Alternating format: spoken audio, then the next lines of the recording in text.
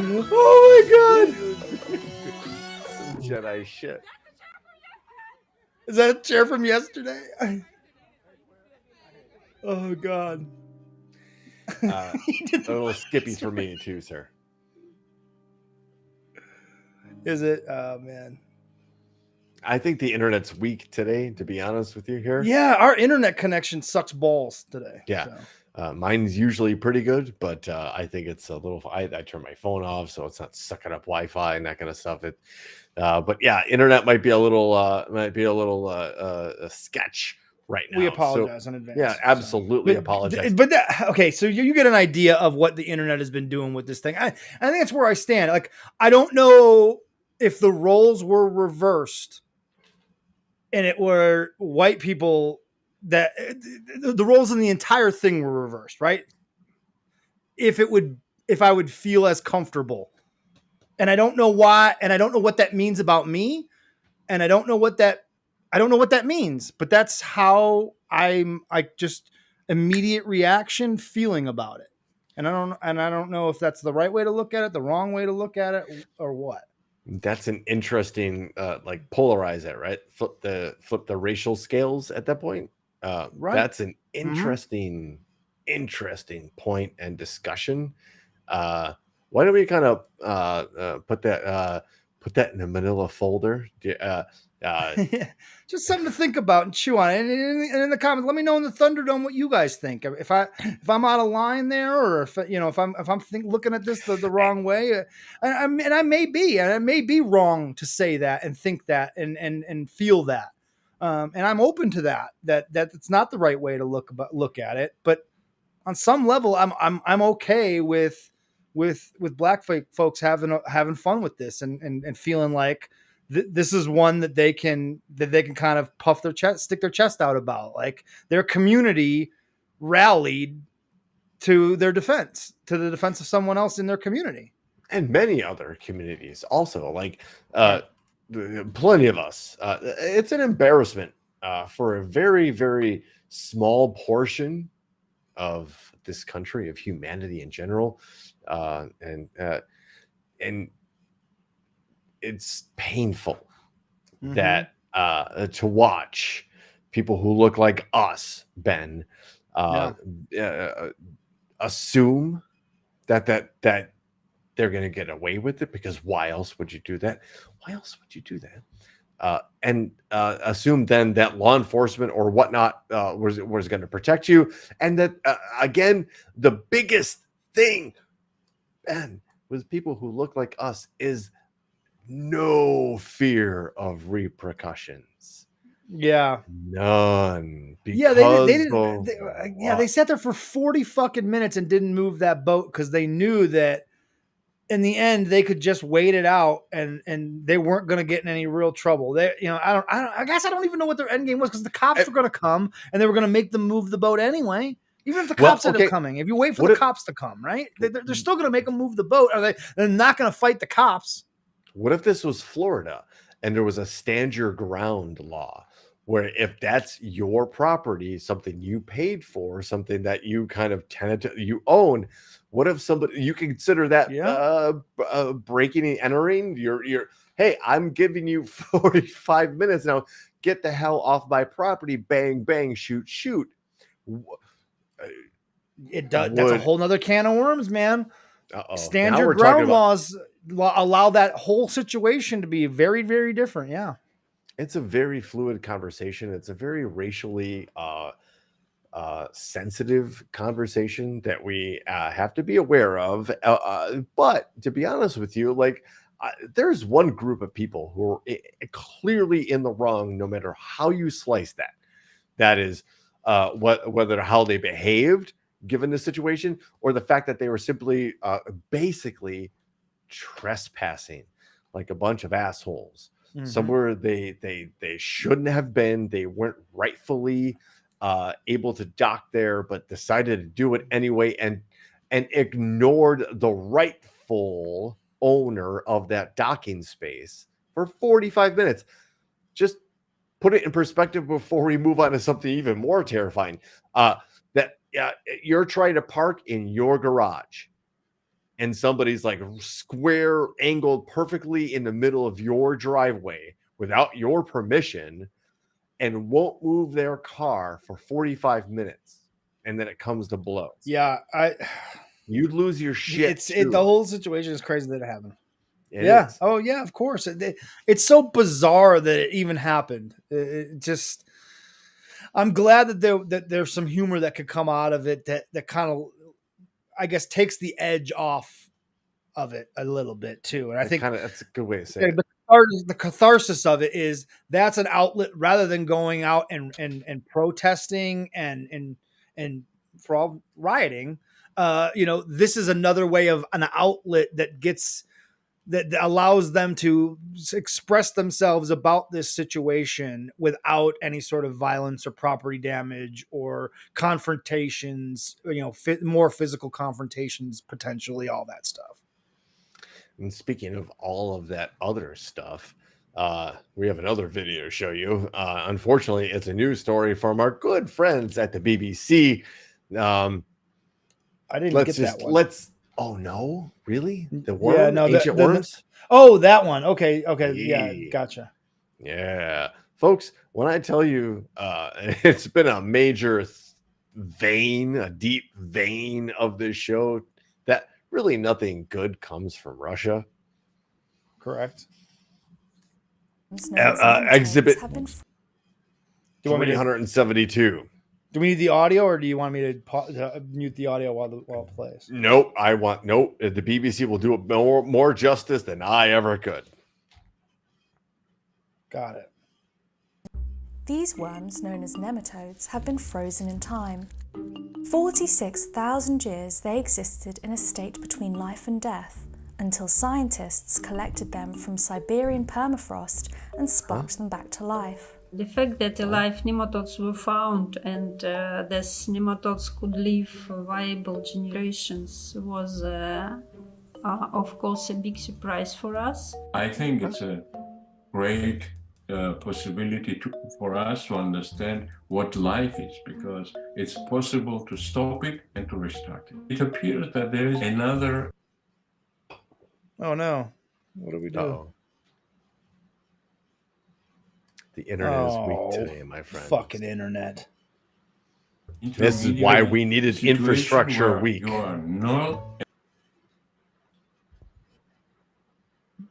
God damn it. So, all right, we get the idea, though, right? Surmise that they thawed out a 46,000-year-old worm, brought it back to life, and all of a sudden, this worm is also now pregnant.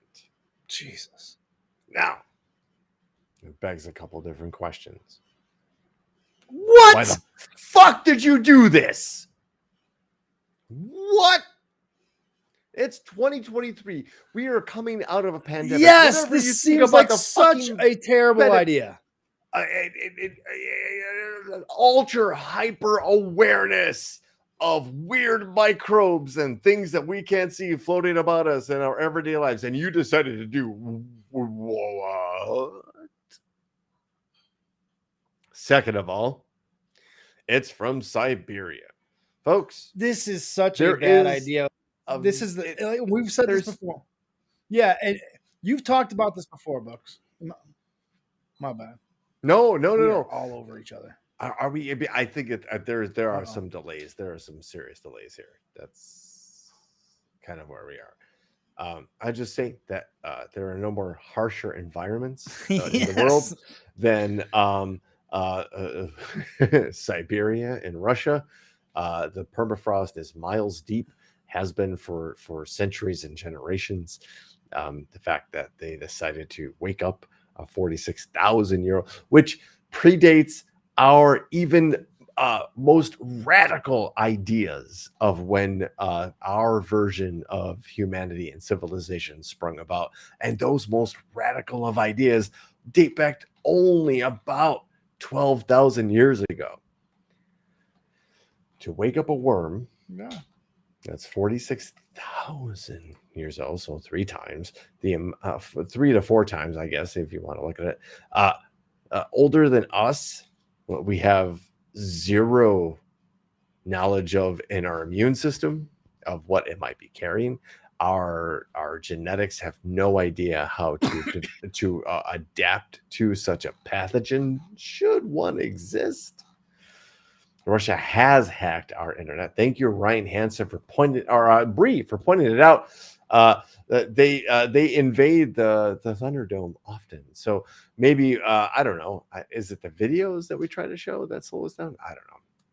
Maybe I think it is. I think it's the videos are fucking us over here a little bit. So that sucks because it's a good day for videos. So I guess we should just move on. There's a little bit of a palate cleanser here. A little bit. As from WGNTV.com, car was intentionally crashed into second floor of Pennsylvania home, authorities say. There's a video, but we're not going to play it. We're not going to play it. This is you can see kind of up there at the top what's going on there. Mifflin County, Pennsylvania. Hello. A driver is facing charges after authorities say he intentionally crashed a car into the second floor of a Pennsylvania home over the weekend. No, this is not a lightning round story. Yeah, this could have easily been a lightning round. I like that we're stealing lightning round stories. This is too good. Too good, right?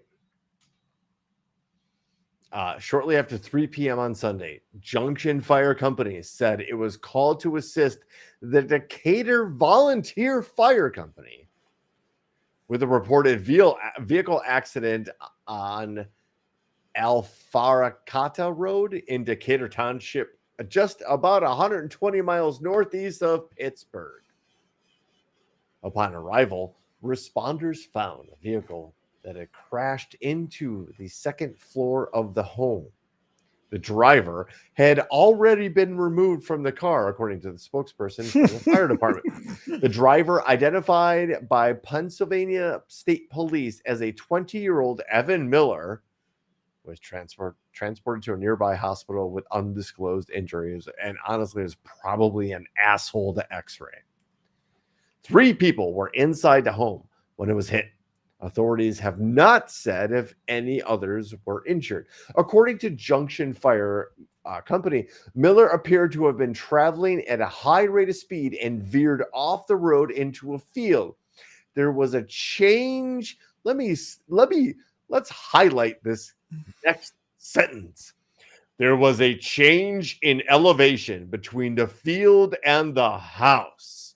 Because of this and the high rate of speed, the vehicle became airborne before hitting the house.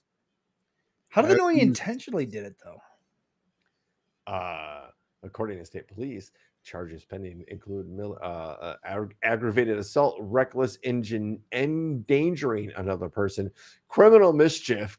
Look at that picture. That's criminal mischief, ladies and gentlemen.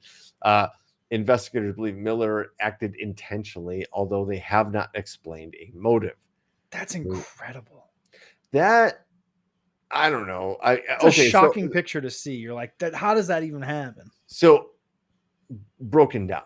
Dude traveling at a high rate of speed veers off into a field. There's a hill between the field and wherever he just fucking launches. He fucking hit the ramp and found himself in the second story of this house. But for some reason, they say it was intentional. Yeah, but they don't know why. They think investigators believe it's intentional, but they don't have a motive. So what leads them to believe one without the other? If there's no motive, they don't know what the motive is. How do they know it was intentional? He's probably dating the girl or something. He's 20-year-old kid. 20-year-old Evan Miller. Yeah, it sounds to me like he was dating the kid and maybe the parents weren't happy with that idea. And he was like, well, I'll show you. And drove his fucking car to the second story of their fucking house. Fucking dirt ramp. A natural berm that was just there. Yeah, like, we've all seen these, right? We've all been through newly constructed subdivisions or whatever, where there's those ginormous dirt. That's what this sounds like. Have you ever seen the video of the Tesla that takes that hits the road that takes off? It hits it's in like a neighborhood. No, Hold on. I will pay extra to make the internet work smoothly to show that video. But yeah, it totally sounds like this dude knew the berm, knew where he could, veered off into a field. I think that's the critical part of the story, is that he veered the car off into a field. Okay, hold on. Yes, I'm really trying to draw this one out. I know. Hold on, it's worth it. Hello. Yes. All right, check this out.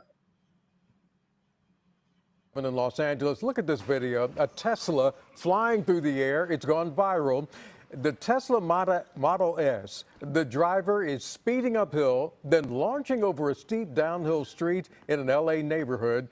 It flies, then crashes to the road and hits two parked cars. Jordan Hook owns one of the two cars that were hit. He wants the police to do something about this. Took out some trash cans and then took out my blue Subaru back here. And of course you have a Subaru. You know, getting a ton of fame and getting money from the videos and stuff, and it just seems like it kind of sets a bad precedent, leaves a bad taste in your mouth. He does look first of all, he looks exactly like the guy you would expect to own a Subaru. Yes. First of all, if that was the damage to your Subaru, and I fucked up our stream for a minute to do it. It was worth it. No, honestly, if that was the damage to your car, he did not take out your Subaru. Just saying, I assume your name is like Kirk or something like that.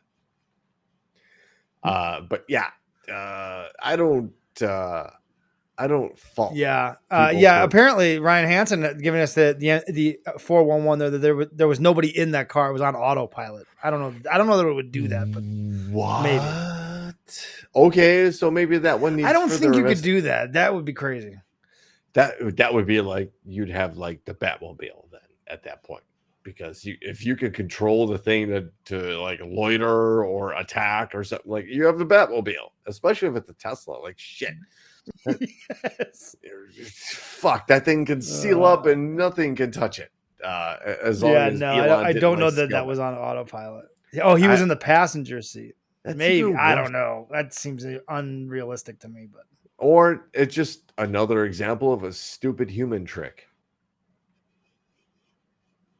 Anyway, speaking of stupid human tricks, Ben, have you heard about this concept of Ron DeSantis wanting to? Yeah. Speaking of stupid humans, let's talk about Ron DeSantis and Trumpy.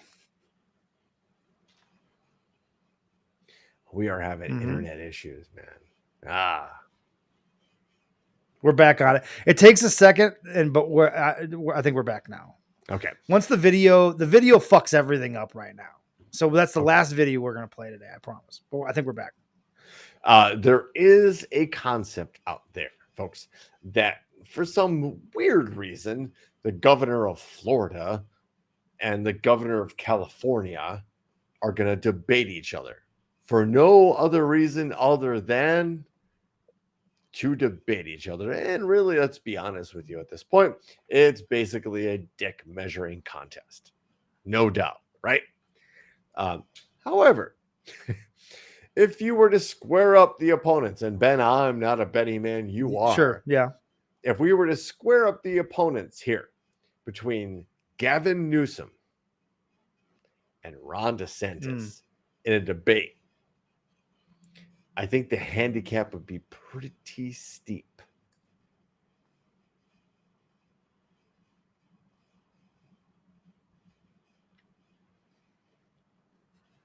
Uh-oh. I would have to go with Gavin Newsom on that. Although I'm not a big Gavin Newsom guy, I'll be honest. But I would have to give it to him, yes. He's screaming entitled swarmy asshole. But Gavin Newsom, yes. Oh, yes, but he gets it. And he is actually a very smart and intelligent man.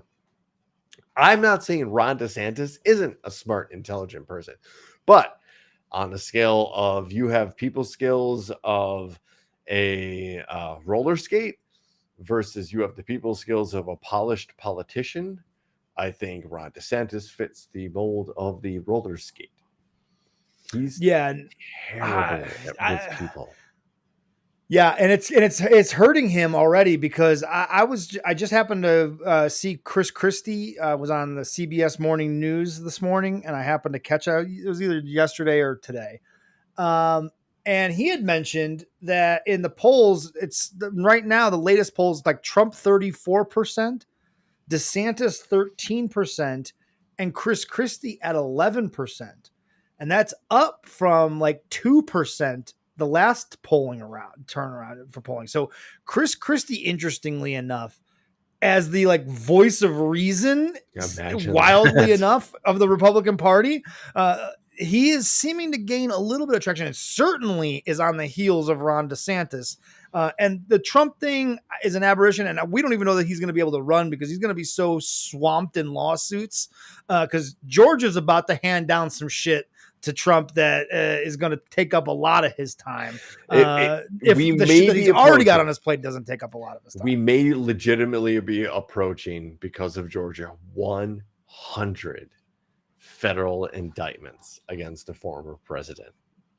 It's incredible, dude. And they have like what's it? I know we're kind of veering off here a little bit, but they got audio like of his voice. Like, so there's no like all I need deniability. You to do is find 10,780 votes. That's one more than we need. Just find me the votes, he says. On tape.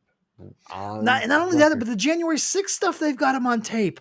So there's and the document stuff at Mar-a-Lago, they've got him on tape. I didn't put a story on here where Twitter apparently, whatever Twitter is now, blocked and delayed releasing the subpoenaed records for Trump's DMs, all conversations, all deleted tweets, the entire give me everything, which is what the Jack Smith special counsel requested by subpoena.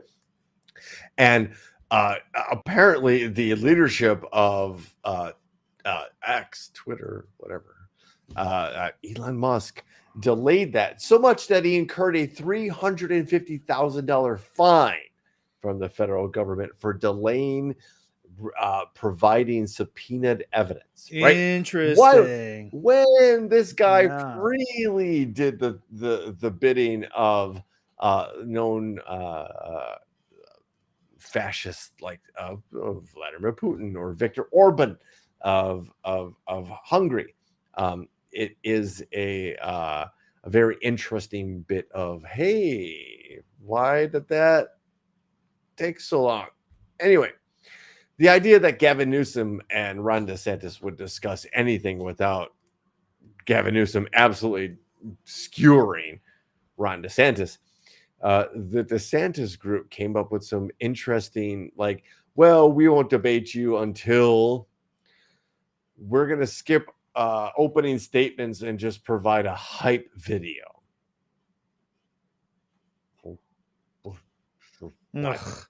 Have you ever? Did you see the video of Ron DeSantis? Go ahead. I'm sorry. No, go for it. It sucks. This is terrible. Have you seen the video of Ron DeSantis' interview with Megyn Kelly? I specifically. Did you see the interview with Ron DeSantis with Megyn Kelly? Not that I'm aware of. No. Okay. I would play the video, but it would fuck us up more than we're already fucked up. But to paraphrase, she presses him, which Megyn Kelly, if you're not familiar, used to be on Fox, very right wing, very conservative. Is now, I don't even know where she's at now. She's on another network or on some streaming service somewhere. And she interviewed Ron DeSantis, and she really pressed him on what he did to Disney and using his political influence and basically calling him out and making him try to explain how he did not abuse his power because they spoke up against him in that whole situation. And she really, really pressed him. And his whole argument was that, well, the deal was a bad deal from the beginning, and we just finally looked at the deal. This made us look at the deal, and we decided this was an untenable deal. And she doesn't let that go. To his credit, I suggest everyone search it out. Megyn Kelly, Ron DeSantis, because you can see him uncomfortable and trying to answer the question without just outright saying, yes, I did this because they spoke out against my anti-woke policies. And that's what the crux. And she kept pressing, and he kept trying to dodge it and say, no, we just happened to, this spurred us to look at the deal. And the deal, when we looked at it, was just so outrageous that the legislature just couldn't let this deal stand anymore. And she goes, but the only reason that you looked at it is because they came out against your policies. And why would the American people not feel like you would do the same thing if you were to get into the office as president? And he really had no explanation for it. Ron DeSantis is quickly falling apart in front of all of us. It's amazing. He went way too far right. He got way too caught up in the woke thing because he's so far in the weeds on the woke thing that he can't even properly define what it is. And what he's fighting against is basically information being disseminated out to people that is truth. And he doesn't want that truth put out to children and young people. It's so incredible to watch this downfall, because it seemed just a few months ago like this guy was the shoo-in. He was going to be a shoo-in, and I don't know that he's going to beat Chris Christie in this thing. Speaking of shoo-ins and speaking of debates, folks, let me take it back to the long ago, 2016, when somebody, a very divisive person, I guess, tried to warn us about something. It's a video. It's a video. It is a video. What's going to happen? Are we going to, do we want to gamble? Hang on. Yes, we need to, because it's 2.5 so minutes of some of the most important American history of all time.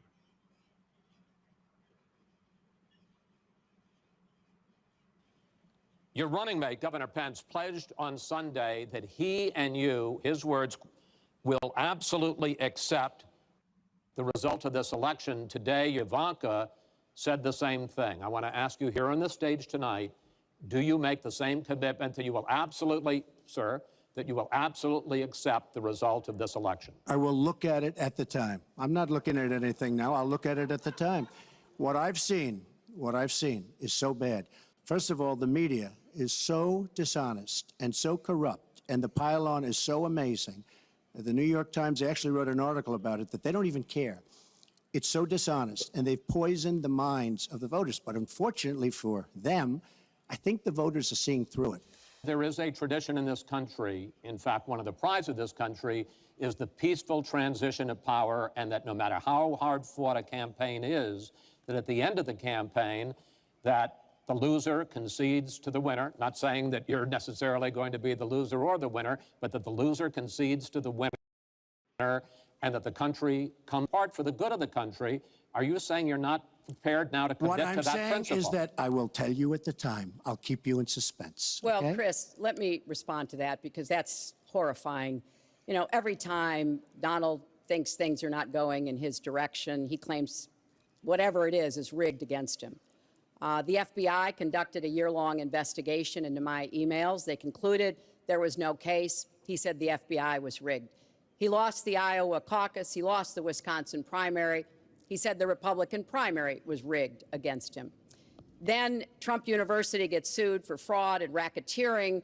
He claims the court system and the federal judge is rigged against him.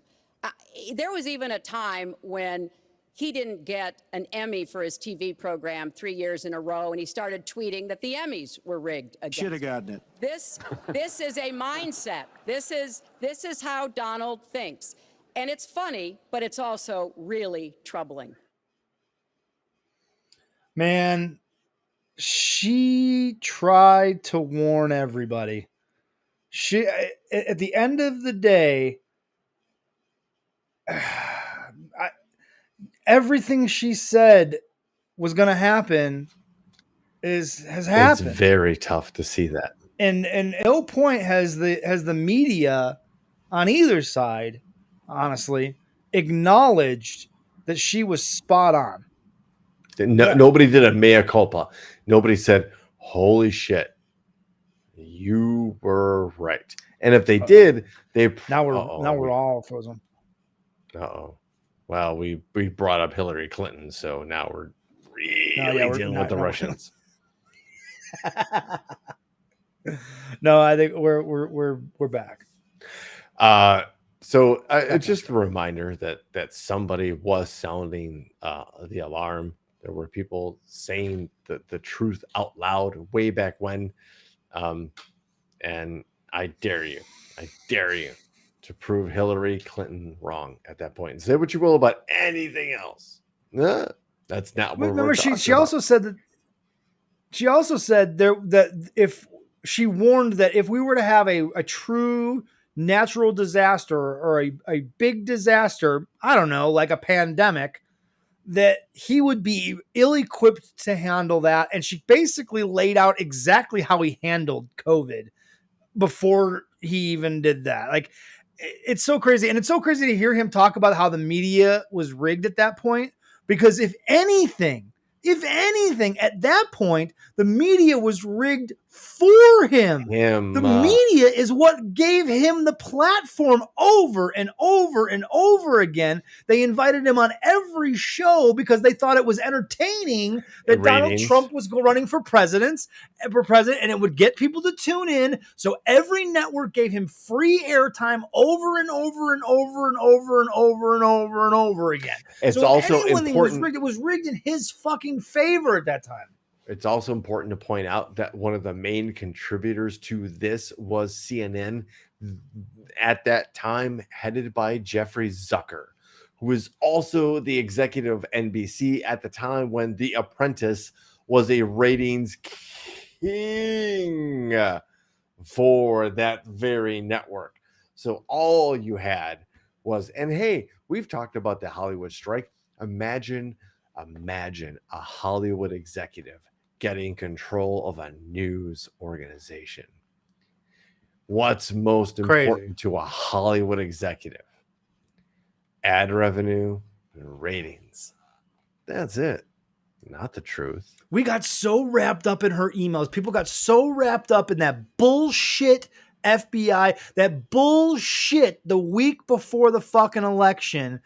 The reopening of the case. Oh, we're going to reopen the case. And then quietly, like 2 weeks later after the election, there was nothing there. And then we'd find out years later that the guy that was actually bringing that information to James, I believe it was James Comey at the time, was a fucking known liar and an asset. Are you talking about Charles McGonnell, who was the head of the NYPD, not NYPD, but the New York, I think FBI district? Look up the name Charles McGonnell, folks. He just today actually pleaded guilty. You wish to enter a plea of guilty to I'll look at it. Just look it up. Look it up some other time because we're going to move on. But there's something rotten at the core of all of this Trump, Russia, Hillary stuff. We've been talking about it quite a bit. And what we got, and what's so fucking frustrating, Brooks, before we move on, what's so goddamn frustrating is that now looking back in hindsight, the Supreme Court is now compromised because we didn't listen to Hillary Clinton, and because of that email bullshit. The future of this country is irreparably compromised because of what happened in 2000. And I'm guilty. I'm a guilty party of sitting out that election and not voting at all because I figured there's no way Trump is going to win. You can go back and watch. You and I were on the air that night with another in a past life, back on the old show that night, and it was legendary for the fact that I was in just utter shock at what was happening as the results were coming in. Like, I couldn't believe it was happening. And we couldn't wrap our brains around the damage that would be done by everything that went into that election. 150 years from now, they're going to look back at the 2016 presidential election, and they're going to say, how did that happen? How did the American people allow that to happen? And there's no good answer. There's just no good fucking answer for it. We all got duped by a fucking con man. Not we all, but a large percentage, 80 million people plus, got duped by a fucking used car salesman. And I'm as a used car salesman. It's just, I think, God, I can't believe it happened. I just can't believe it. Okay. This is a bigger discussion than this time, this segment kind of deserves. But I think in a lot of ways, many of us were already. I know. I went off on a little bit of a tangent. No. That's what the show's about. That's what being info tenders are about. You never know what kind of conversation is going to come when you sit up to the Internet Saloon. The idea that this is a long-term psychological operation against this country needs to be brought to the forefront. It didn't start with Trump. It didn't start in the 80s. It didn't start in the 70s. It started basically after World War II and really ramped up. And I mean, really ramped up with the succession of 4 major assassinations in a short period of time. And I'm talking about JFK, RFK, Malcolm X, and Martin Luther King Jr. If you go back in time and you look at that succeeded after those 4 assassinations, clear assassinations. When's the last time we've had an assassination? Those 4 key assassinations. And you look at the bend that this country went after that, after World War II, where we built the expressways, we built the school system, and we built the unions, and we built the skyscrapers in cities. And there was this enormous growth in the country, but there was also an enormous voice that rose up from this country. And that voice was equal rights. Again, look, people of color weren't able to vote until the late 60s, right? That wasn't too far. That wasn't too long ago. That is in recent history. So I think if we kind of scale everything, if we scale our view back a little bit, it makes a little more sense that this actually happened in front of us. I don't think that type of perspective is taught enough. And that ability to critically think and remove yourself emotionally from a situation and kind of scale back and look at the totality of a situation is taught enough.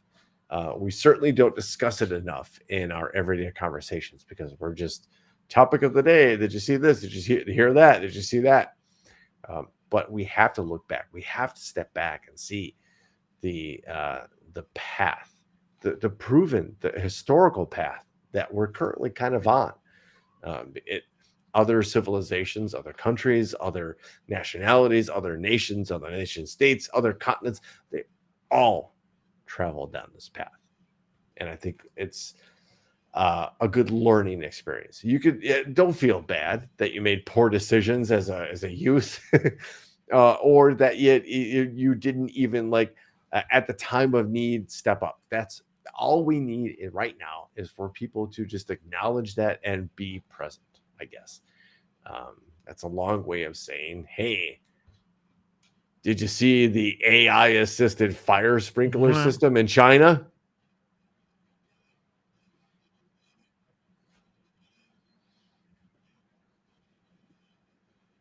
Uh-oh. We are really laggy. Aren't we?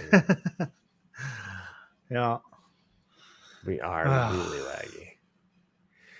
We are very laggy. Okay. So yeah. Let's just plow through. No, you know what? In the in the best interest of everybody involved, and I mean everybody involved, why don't we just cut to the chase? Why don't we just get to that thing in the sky? I'm having a lot of trouble. Look, hold on. Here we go. It's coming. Come on. Come on. Just a little bit. God. Dun, dun, dun. And I dun, can't dun, dun, dun, dun, dun, dun.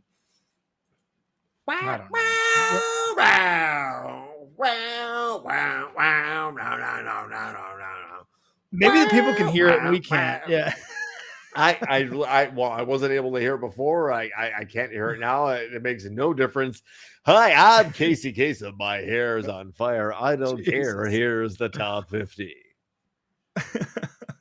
Lightning bolts are our people know. Our people know what's up, and you have entered the most dangerous portion of our show, where we literally shoot electricity into the Thunderdome. Why? Yeah, it's just not working. Why?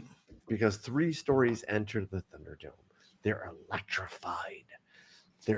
They fight it out, and 1 story enters, and we read that story, and that story is chosen by you, the people. So, without any dilly or dally, ladies and gentlemen, headline number 1. Snake fell from sky onto Texas woman, and then she's attacked by a hawk. Oh my God. Headline number 2. Italian patriarch crushed under cheese wheel avalanche. And headline number 3. Thanks, baby. She just brought me a new beer. Headline number 3. Joe Pasquale impaled in freak moose antler incident in Skegness.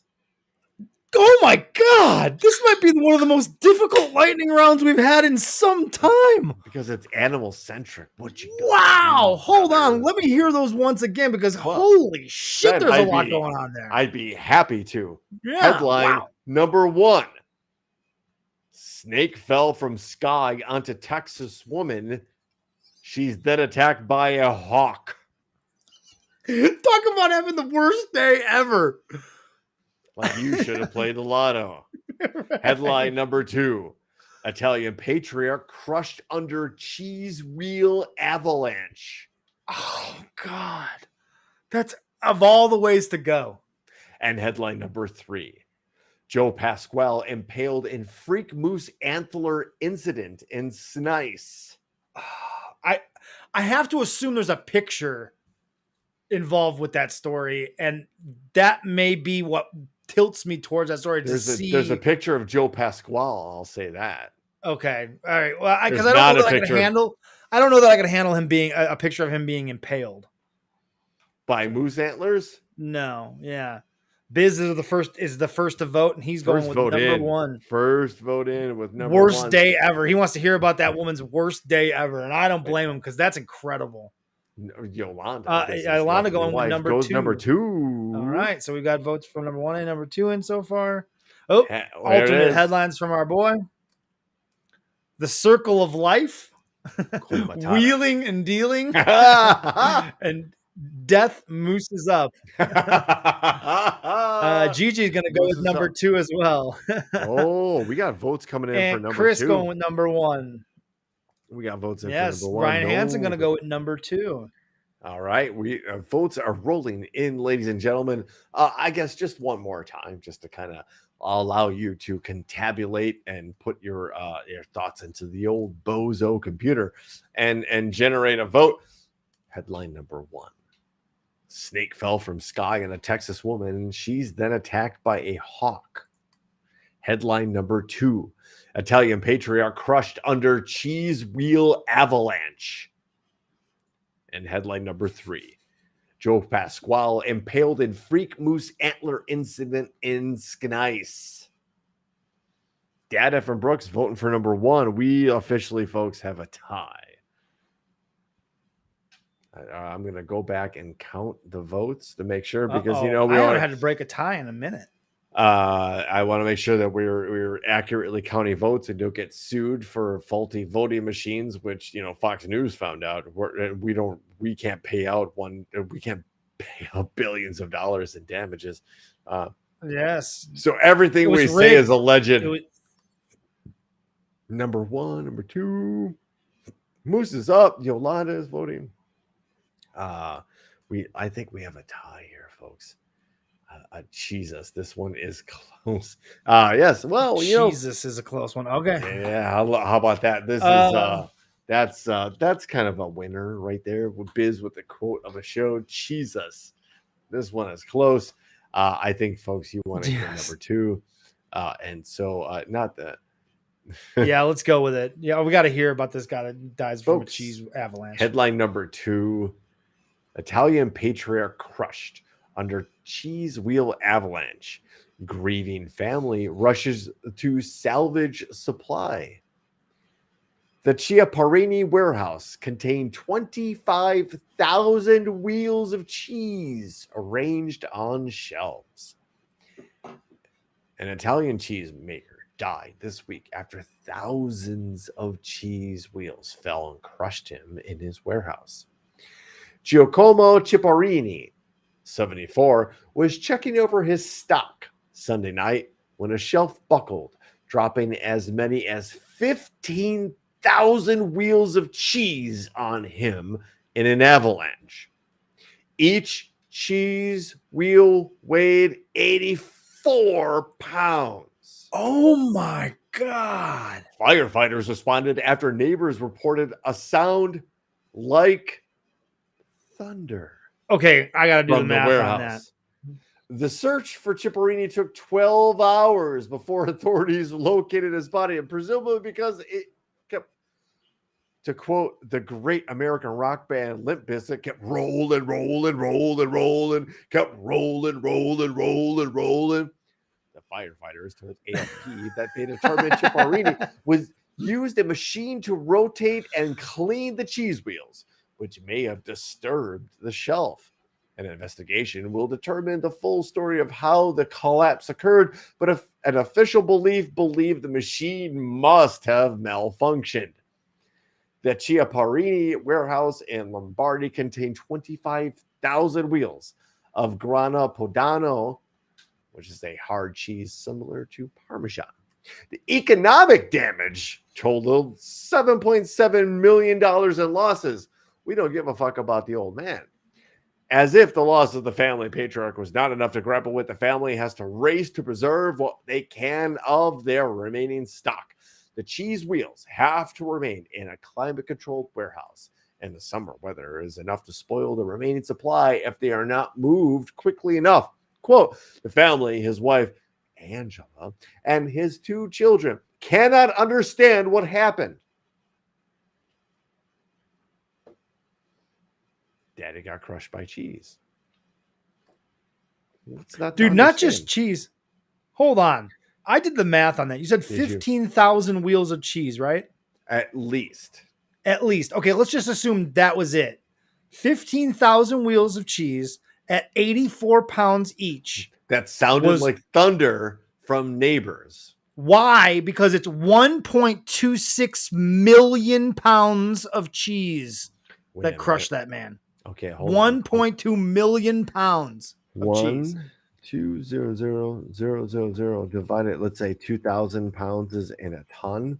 That's 600 tons of cheese. Jesus. Jesus is correct. The family, his wife Angela, and 2 children cannot understand what happened, but we are now looking for some colleague willing to keep all the wheels, which otherwise would have to be thrown out. Ladies and gentlemen, that was the lightning round. You chose that story, and by gosh, that was fun, except for the dude crushed by 600 tons of cheese. We kind of do this every week, every Wednesday when mechanical weather or other elements prevent us from delivering you topic thunder. Ladies and gentlemen, you are the biggest part of this show. My name is Brooks. His name is Ben.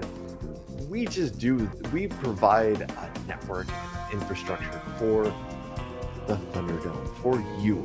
Conversations is what is most important.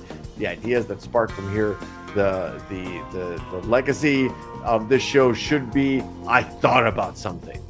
That's all we want. Every Wednesday. Ladies and gentlemen, from the decks of the mighty USS Rapapa, I'm Brooks. That's Ben. It's been a pleasure. Next Wednesday, let's do it again.